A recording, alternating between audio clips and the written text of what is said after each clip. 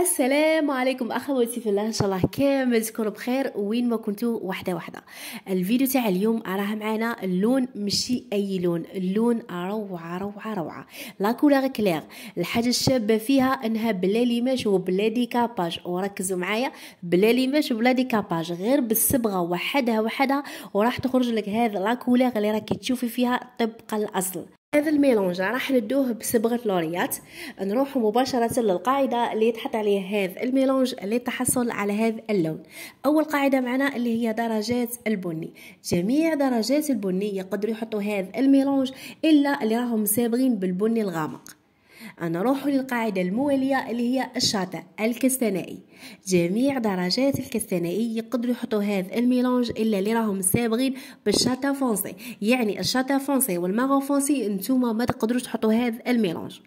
القاعده المواليه اللي عندها شعرها طبيعي جامي صبغه شعرها، ونقول لك اكيد تقدري تحطي هذا الميلانج وراح يخرج لك، الا في حاله واحده، اذا كان شعرك شديد السواد كحل بزاف هنا تما اللي ما تقدريش تحطي هذا الميلونج.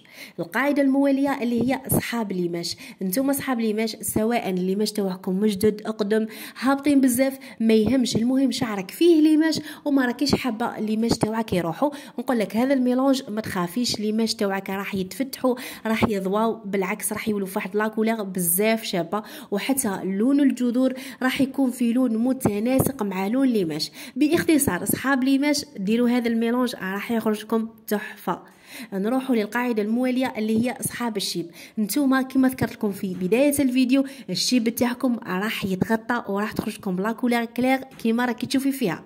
برك كاين تعديل من بعد راح نذكروا هذاك التعديل اللي في الميلونج باه الشيب تاعك يتغطى. نروحوا للميلونج تاعنا.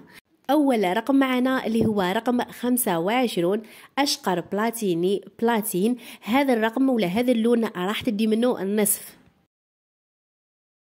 نروحوا للرقم الموالي اللي هو رقم 9 بلون كلير سوندغي أشقر فاتح رمادي، راح تدي من هذا الرقم ربع فقط.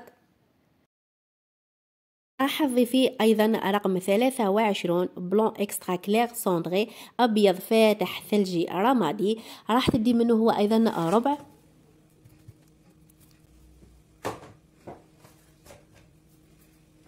هنا راني قللت من النسب،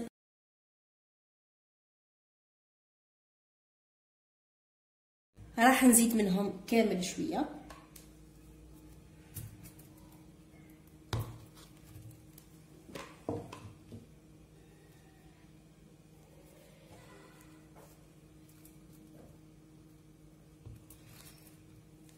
من ثم نضيف الاوكسيدو تركيز 30.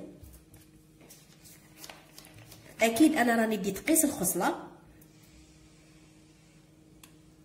اللي ما عندكمش الشيب تدو علبه واحده من الاوكسيدو تركيز 30، علبه واحده، قيس الصبغه قيس الاوكسيدو.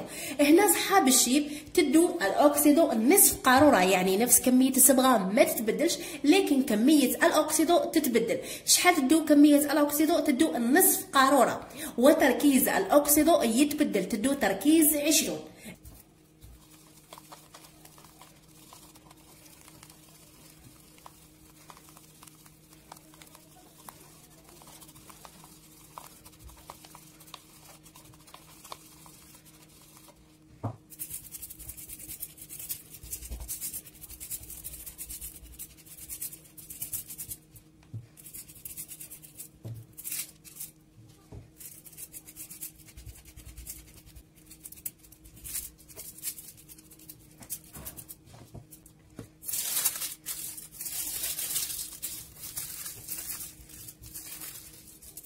وهاي لكم الخصلة تاعنا بعد ما جلست عليها 40 دقيقة.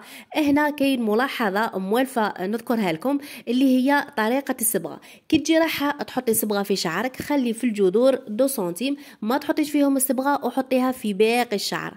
كي تبقى لك ربع ساعة ورايحة تغسلي شعرك حطي الصبغة تاعك في الجذور. كي تحطيها في الجذور ماشي تنسيها وتروحي وتخليها، لا تبقاي تراقبي فيها. كي تشوفي اللون راه خرج وراه موحد مع باقي الشعر تروحي تغسلي شعرك مباشرة.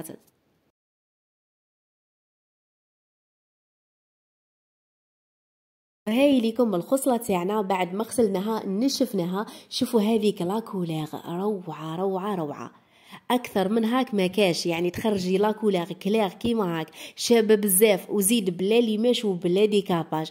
ركزوا لي على هذه النقطه، بلا ليماش وبلا ديكاباج، وزيد تغطي الشيب. المهم خياتي هنا ما تنساونيش بعد ما تجربوا هذا الميلونج كتبوا لي تعليقاتكم. كان هذا لا فيديو تاعنا هذا اليوم، الى اللقاء في فيديو قادم ان شاء الله.